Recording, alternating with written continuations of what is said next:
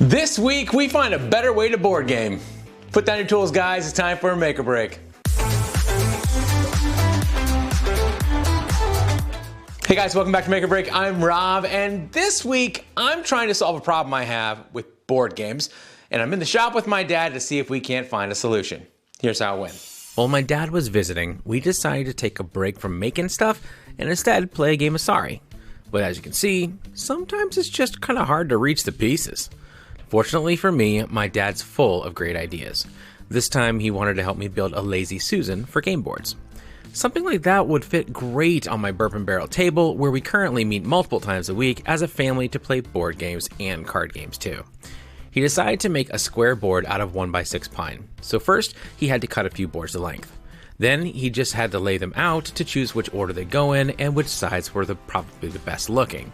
How does he get them that accurate without a stop block? I'll never know. Then it was time to glue them up. He used a pair of old bar clamps, glued up the boards, and then clamped them together. Then they just had to sit for a bit. When they dried, my dad scraped off the excess glue and got to sanding. Then a quick run through the table saw to make those edges perfectly even, and a quick sanding of the edges too. Last of all, he added a round over using a trim router. The edges would be handled all the time, so it makes sense to make them nicer to touch. Then it was time to stain. I chose a dark gray stain primarily because my wife picked it up. I used a new rag to wipe it on pretty thick, allowing it to soak into the grain, and then quickly wiped off the excess. This color made the wood look old and weathered. Once that dried, I put a layer of lacquer on top, since this top would be around drinks and sticky hands more often than I want to admit. When the finish was dried, we flipped it over and found the center by drawing light lines in the middle of a yardstick aligned with the corners.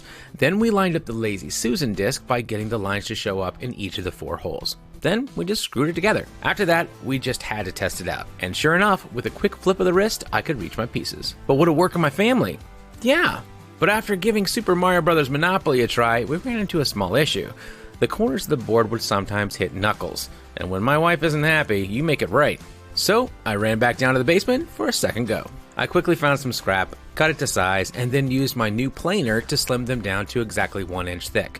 I wanted this version to be thicker because the mass and weight would make it spin better. I grabbed a couple of bar clamps like my dad did, glued them up, clamped them down, and let them dry. Once it was dried, I scraped off the glue, sanded it smooth, and then I headed over to our new CNC machine. I wanted to use it to cut a bunch of small coves that we'd be able to easily grab with our fingers to spin it.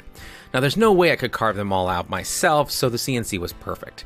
I needed the board to stay flat during the entire cut, so I used a tape and superglue technique. Essentially, I tape up the board and the CNC separately, then I put superglue between them.